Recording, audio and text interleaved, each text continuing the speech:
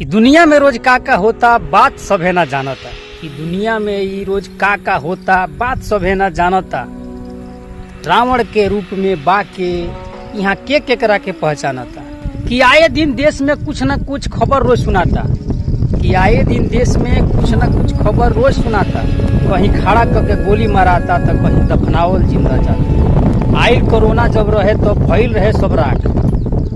कि आइल रहे कोरोना जब तो भइल रहे सब राख। आ मौत के आंकड़ा पहुंचल रहे 10-20 लाख। कलयुग अपना चरम सीमा पर रोज कहर बरसावता। कि कलयुग अपना चरम सीमा पर रोज कहर बरसावता। आ कहीं जहाज उड़ावता तो कहीं जहाज गिरावता। कि जे रहे निर्दोष आ बढ़िया ओकरे आगे नंबर बा। कि पाप चोरी घटियाई जे करे उहे आज कल अमर बा।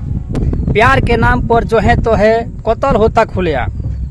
कि प्यार के नाम पर जो है तो है कत्ल होता खुलेआम। चीर समान व्यवहार से मिले आ शरीर के लागे दाम। हाय रे जमाना इहवा का देखे के पड़े। कि हाय रे जमाना इहवा का देखे के पड़े।